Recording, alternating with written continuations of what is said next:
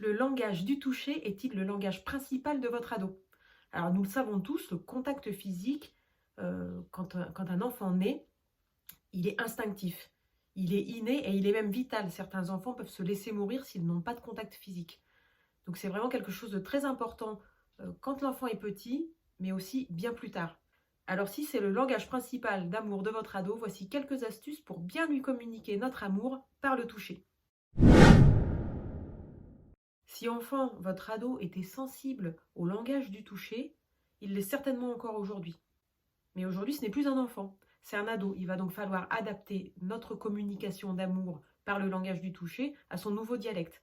Et puis, il va falloir surtout faire très attention au lieu où on exprime notre amour par le toucher et au moment où on l'exprime également. Lorsque notre ado était petit, il adorait qu'on le prenne sur nos genoux, qu'on lui fasse des milliers de bisous, qu'on le caresse et aussi qu'on aille le chercher à la sortie de l'école en lui faisant un gros câlin. Aujourd'hui, c'est un ado qui cherche son indépendance et qui cherche son identité en essayant de se séparer de nous. Il va donc falloir changer non pas le langage en lui-même, mais le dialecte pour qu'il soit adapté à son âge et à ses besoins. Parce que si on continue à lui témoigner notre amour de la même manière que lorsqu'il était petit, par des bisous, par des caresses devant tout le monde, on comprend tout à fait que ça va très mal se passer et le résultat peut être à l'inverse de ce qu'on cherche. Nous, ce qu'on veut, c'est témoigner notre amour à notre adolescent dans un langage qu'il comprend. C'est donc à nous de nous adapter, puisque ce n'est plus un enfant, c'est à nous de nous adapter à son nouveau dialecte. Et pour ça, en fait, il est primordial de l'observer, d'écouter ce qu'il dit. Par exemple, s'il vous dit « Ah non, mais quand tu fais ça, ça m'énerve » ou plutôt « Quand tu fais ça, ça me gonfle », eh ben, il faut l'écouter et puis il faut agir en conséquence. S'il vous le dit, c'est que vraiment ça le gêne et il faut changer notre manière de lui communiquer notre amour. Je vais vous donner quelques exemples de dialectes pour ce qui concerne le langage du toucher. Alors c'est très varié, ça peut aller des choses les plus douces comme une caresse dans les cheveux ou sur le bras, une main que vous passez dans le dos, ou bien juste votre main que vous posez sur la sienne. Voilà, ça peut être des choses, on n'est pas obligé de se prendre dans les bras l'un de l'autre si votre ado n'aime pas ça. Ça peut être également des choses un petit peu plus toniques, comme voilà, lui secouer les cheveux, ou lui passer, lui frotter le dos, lui frotter le bras, ou lui passer la main autour de l'épaule. Ou même pour certains, enfin, surtout pour les garçons, mais pour certains garçons, des petites bagarres sympas, ou des checks, ou des coups de coude. Voilà. En fait, ce qui est trompeur pour nous, en tant que parents, c'est que le langage du toucher chez un ado, il peut s'exprimer de manière un petit peu décalée. Voilà. C'est pas forcément des choses douces, des caresses, des choses comme ça peut être aussi des trucs un peu punchy. Et puis, il y a également, par exemple, lorsque vous mettez la main sur son front quand il est malade, ou si des massages parce que voilà, parce qu'il est courbaturé et qu'il a fait un gros effort. Voilà, ça peut vraiment passer par tous les types de toucher, du moment que votre ado l'accepte et du moment que vous le faites avec plaisir aussi. Évidemment, je ne vous apprends rien en vous disant que chaque personne est différente et les ados, c'est pareil. Donc pour ce qui est du langage du toucher et des différents dialectes, c'est à vous d'observer, c'est à vous de tester et d'écouter son retour. Et alors si vous vous sentez assez à l'aise et si votre relation avec votre ado est relativement bonne, vous pouvez carrément lui demander, voilà, est-ce que quand je te passe la main dans les cheveux, ça te dérange? Si le langage d'amour de votre ado, c'est le toucher, il y a deux choses hyper importantes à savoir et auxquelles il va falloir faire attention. La première chose, c'est le lieu, l'endroit où vous allez témoigner votre amour par le toucher à votre ado. Et puis la deuxième, c'est le moment. Donc pour ce qui est du lieu, en fait, c'est assez simple. Quand on est ado, la majorité du temps, c'est en privé. Si vous caressez votre ado, si vous lui faites un bisou devant ses potes d'école, devant ses copains de foot ou même en public dans la rue, il y a de fortes chances en fait qu'il le prenne relativement mal et qu'il vous repousse et que ça le gêne. Donc l'effet recherché sera totalement inverse à ce qu'on voulait, c'est-à-dire lui témoigner notre amour. Donc c'est vrai que le mieux c'est de le faire en privé, alors soit en tête à tête quand vous vous retrouvez avec lui, soit dans le cadre du cercle familial si lui il l'accepte. Et puis si effectivement en public ou avec ses potes ou tout ça, ça ne le gêne pas, si vous l'exprime, et écoutez, voilà, il n'y a pas de souci, vous pouvez y aller. Et puis pour ce qui est du moment, l'idéal, c'est quand votre ado il est heureux, quand il est fier de lui, quand il est positif. Parce il sera enclin à recevoir cet amour et au contraire, ça va même le conforter dans sa position d'indépendance. Voilà. Comme il sera déjà très heureux et très fier de lui, il ne se sentira pas vulnérable et il pourra accepter cet amour pour ce qu'il est.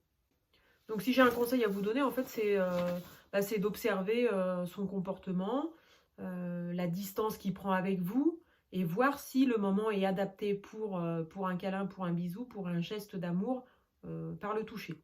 Si vous voyez que votre ado est en colère, alors là, je vous mets en garde.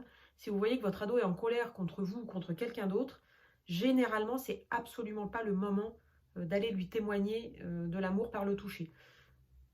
Évidemment, sauf exception, si votre ado vous le demande. Mais le fait qu'il soit en colère, en fait, il sera déstabilisé.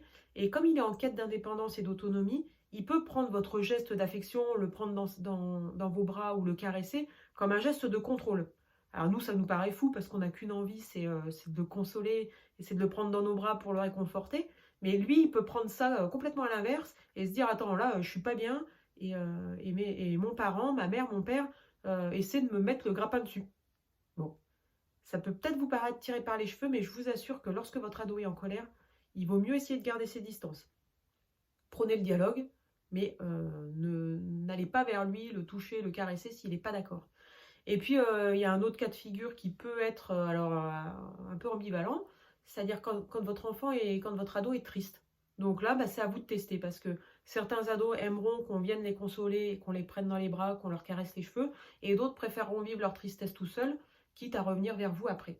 Donc c'est toujours la même chose, c'est toujours de l'observation, des tests, et puis respecter ce que votre ado vous dit. Alors vous allez vous prendre des gamelles parce que vous allez tester des choses, et votre ado va vous renvoyer dans les dents que ça lui plaît pas, qu'il aime pas ça, que vous êtes pénible, que vous êtes chiant. Mais il faut tester pour réussir à trouver le bon dosage et puis le bon dialecte. Donc c'est pas la phase la plus facile, mais vous verrez, si vous persévérez, ça va très vite. On comprend très vite ce dont notre ado a besoin, et puis de toute façon, il nous le fait savoir. Et puis je voulais faire un petit PS pour les papas et leurs filles ados. Donc c'est vrai qu'on est dans une société qui sexualise un petit peu tout et qui diabolise le corps.